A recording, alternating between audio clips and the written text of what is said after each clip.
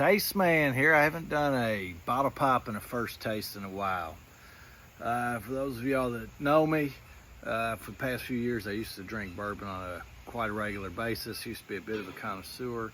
Now I only drink it on rest days, which is no more than twice a week. So if I'm not running, the next day I'll have a pour or two. So I'm definitely keeping it much in moderation compared to the past. But anyway, let's get to it. Bomberger's Declaration, 108 proof. Now, I've never seen a Bomberger's on the shelf for MSRP.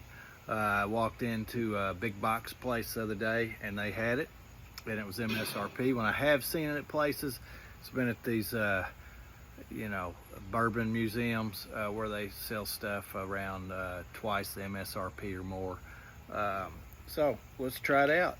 Bomberger's Declaration, 2025 release. Bottles are numbered. It's put out by Michter's. I don't know the backstory. If you know the backstory, tell me. Also, let me know, is it Michter's or Michter's? I guess I was talking over the bottle pop, but that's all right. When I try to really accentuate bottle pops, I usually end up spilling some of the bourbon anyway. So, dial it up. Does have a pretty good glug. All right.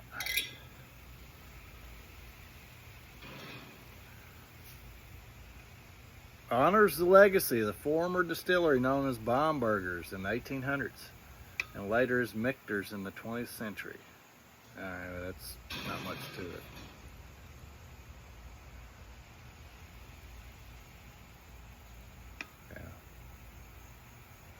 Still bottled in Kentucky. I know they have a place in Louisville.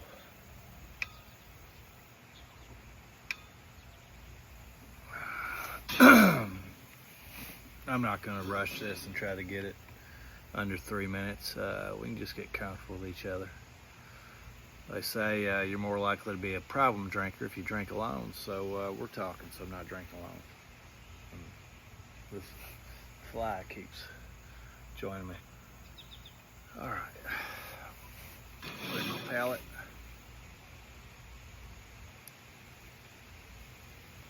A little sparkling water. There's a whole lot of wasps out here. The flies are a bit of an annoyance, but the wasps are a real problem if they get to where they want to put their stingers in there.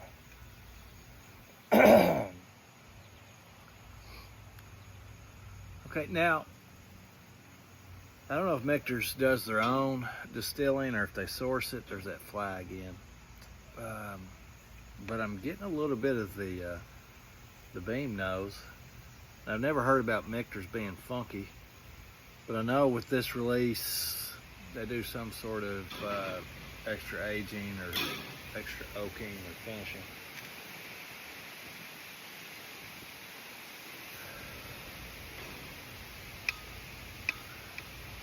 Okay, so I'm getting a little bit of the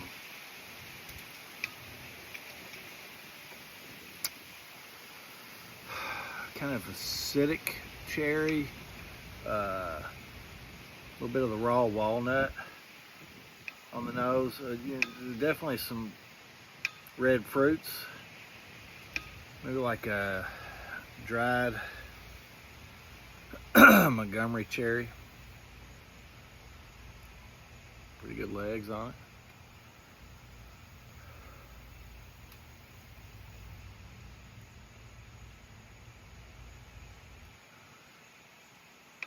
A little bit of lemon, light lemon.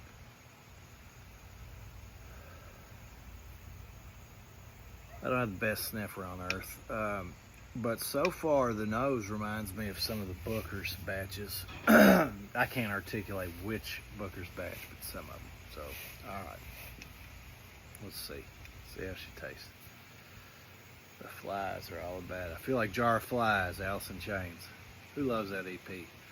What's your favorite Alice in Chains record or EP? Leave it in the comments. For me, it's tough between... Record would be Dirt.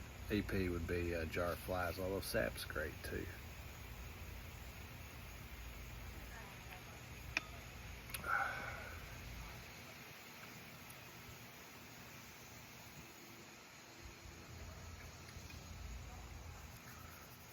drops down to the sternum.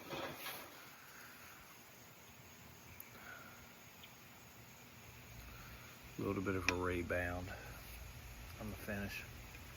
A little drying, a little tannic, nothing crazy.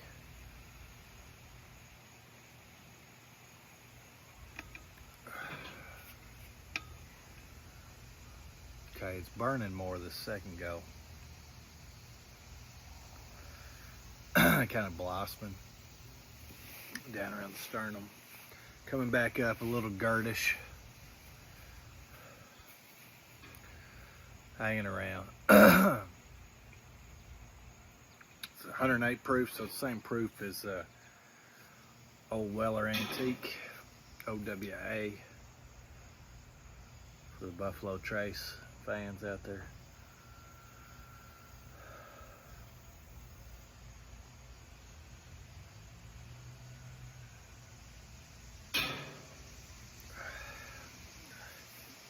I don't really hunt bourbon anymore. I just happened to be going in to pick up some groceries, and they had one bottle of this. And the price was under my general cutoff point, which is Benjamin Franklin. It was a smidge underneath. But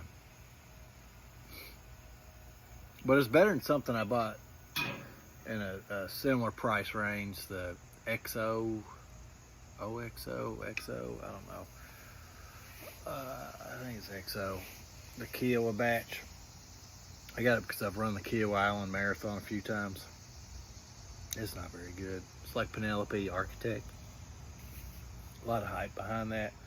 When it came out and I got it, it just kind of tasted like a toothpick.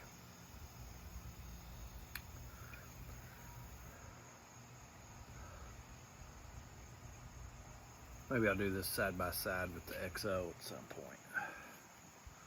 That XO may be better after it's opened up.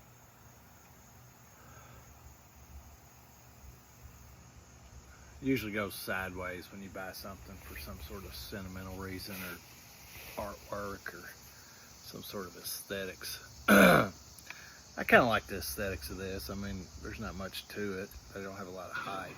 It's pleasant enough. I mean, it's in a wine bottle.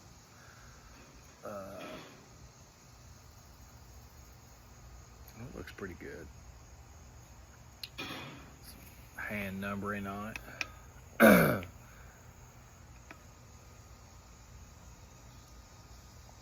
keep feeling like the flies are.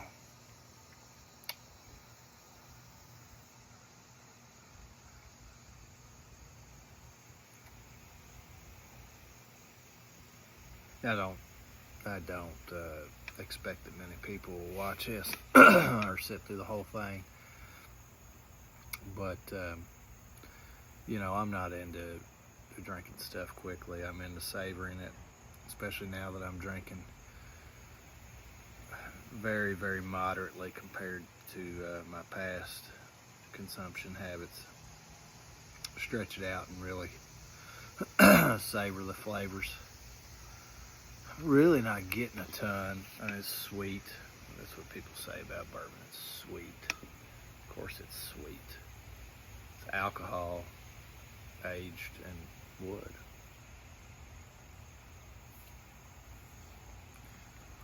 Although there's certainly bitter bourbons.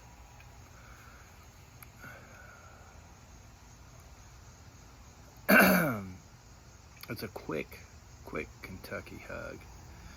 It's not dropping as deep now that generally the Kentucky hug drops deeper, like I drop down to the sternum or maybe even to the navel if it's a really older bourbon or you know, like a hazmat proof, as they say.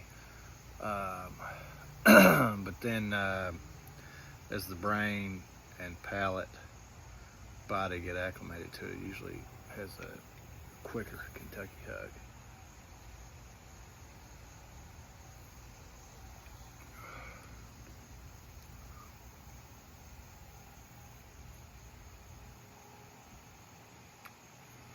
I definitely can taste the wood. I'm not feeling that it was good at the price point, which it makes it tough. you know, kind of my standard is like a Knob Creek single barrel pick. Those usually go for about half the price of this. And I think, you know, is this twice as good as that? You know, Booker's, it's got the presentation, it's lipstick on a pig, but it's a stout, unabashed bourbon. And you know, this was a little more than Booker's, and I can't see it faring better than Booker's.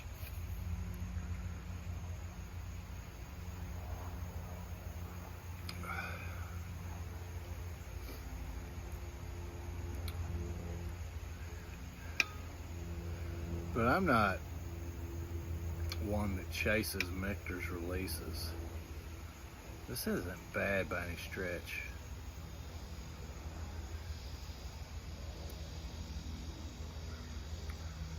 But I've built this bottle up, this even more than Shanks, in my head for a bit.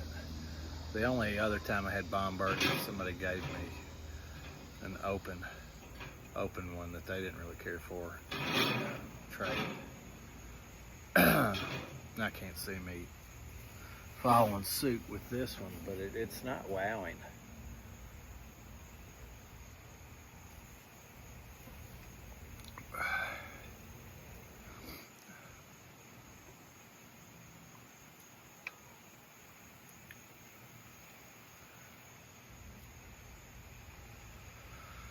Of course, historically, a lot of bourbons don't wow me right when they're open. They're better after they open up. I mean, it's definitely sweet. Got some bitter notes on the nose. Hey, he's up. My dog thinks it's a cow. Likes to eat grass. Come on, come on.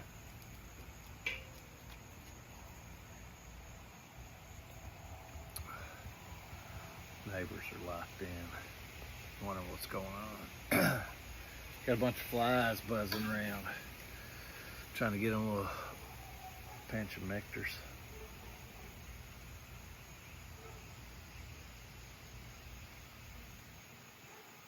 Weather's wonderful. How's the weather where you are right now? Getting better, getting cooler. It's dry. It's been quite dry here in Kentucky. Neighbor to my left has a sprinkler on full blast out back.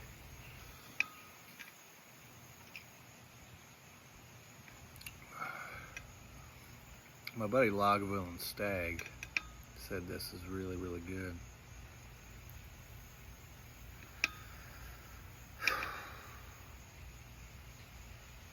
It's mild, it's mellow.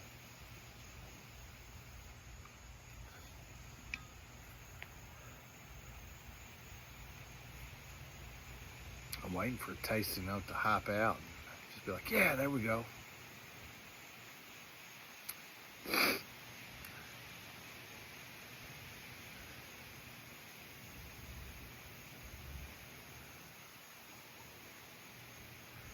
I think Fly is going to be the tasting note.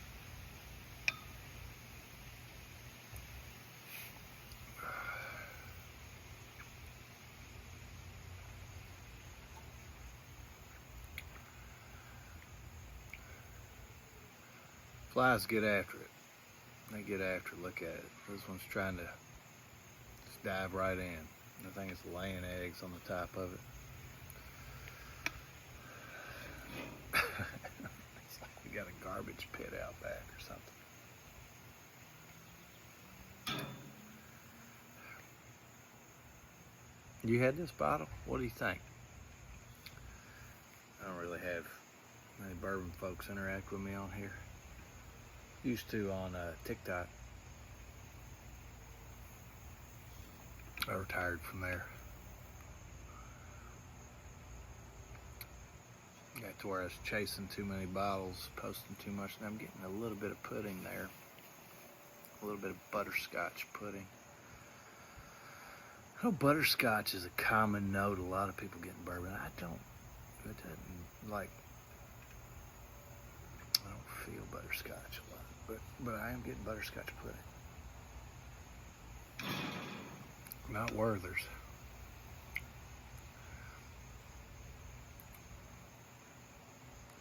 It's definitely smooth. So if I'm wanting a smooth pour, it can answer that call. We'll see. It might open up later on. Cheers.